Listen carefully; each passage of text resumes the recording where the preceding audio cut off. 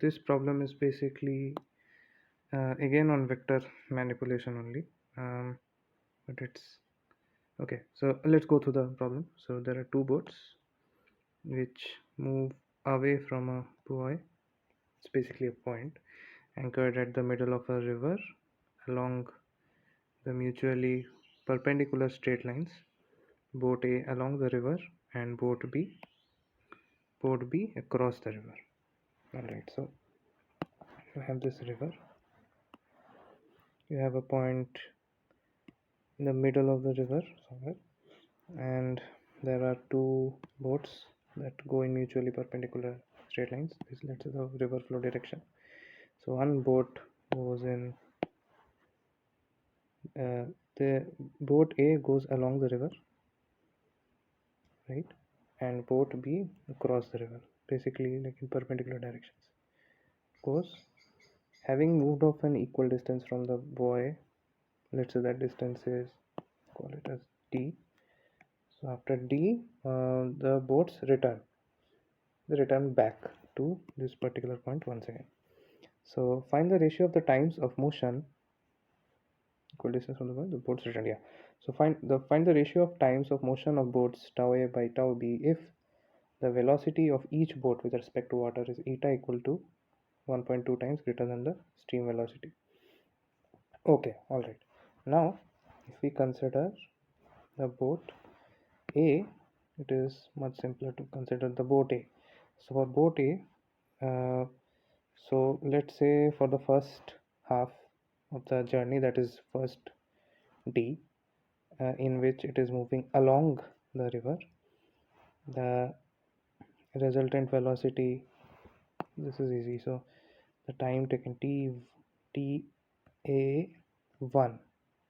the first half of the journey, basically d. So since it is along the river, both the velocities get added, so it becomes, let's call the I mean, if the, let's say the river velocity is vr, then boat with respect to water is eta times. So v boat in basically still water is eta times v r, right? So this ta1 would actually be d by both will get added up, vb plus vr. Now vb we already know is eta vr. We can take common. V is eta plus 1. This is ta1. Now we take b. So for b, we take ta2 in the second part of the journey. What happens? Second part of the journey, the basically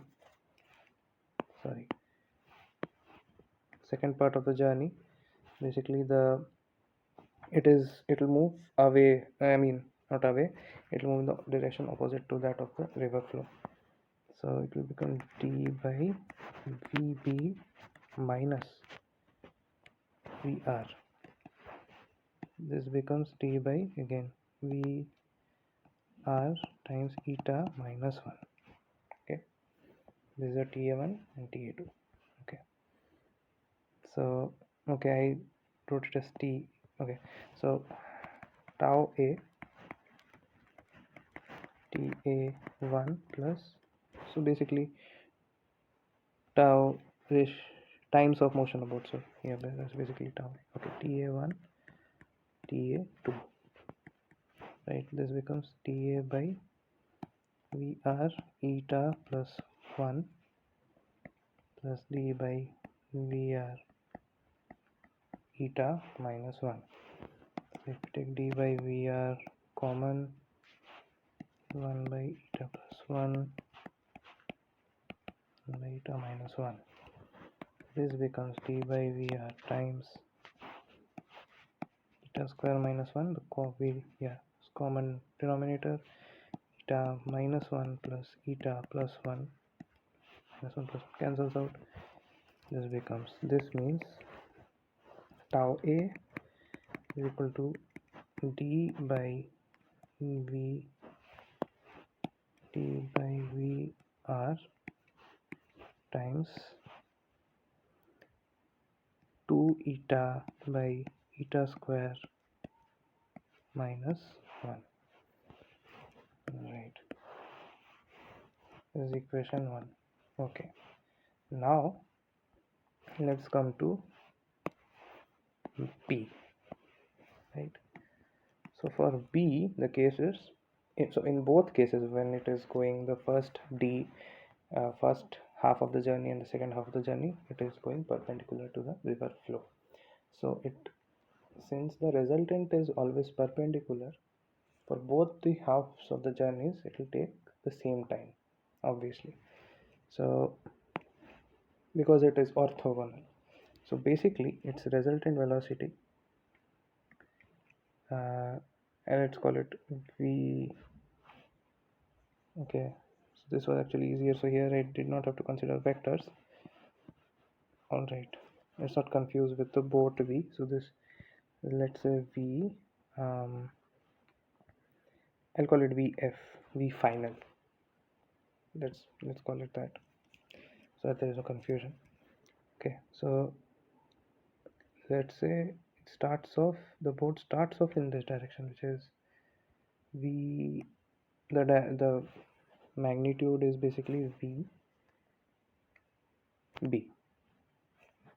right? The magnitude is basically vb, and because of the river, it basically, the final resultant velocity is across the river.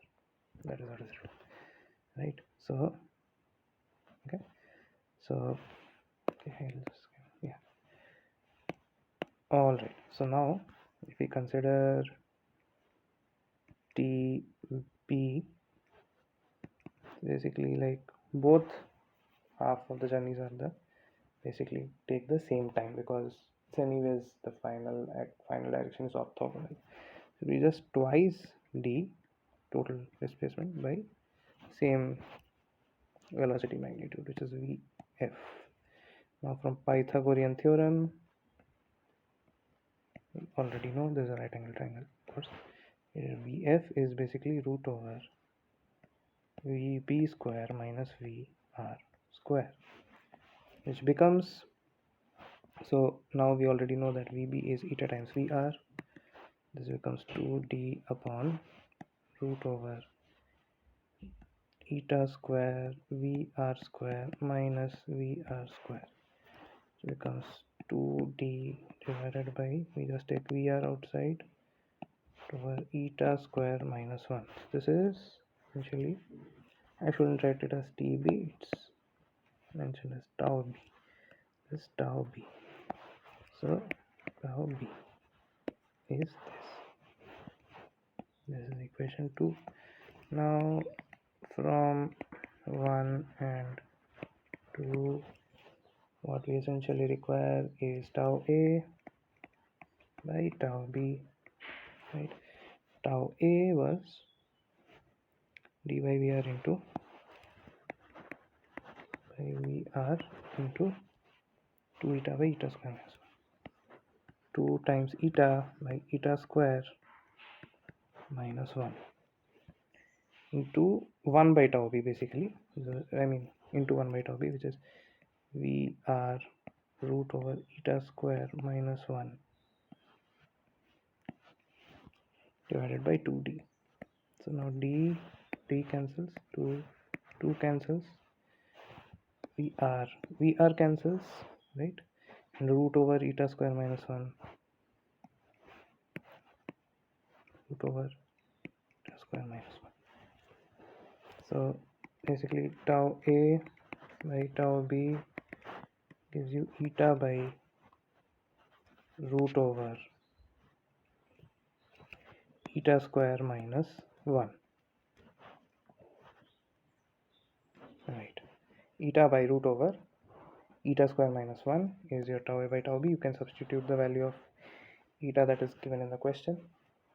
So tau a by tau b equal to eta by root over eta square minus 1. this matches the Irodov answer. Thank you.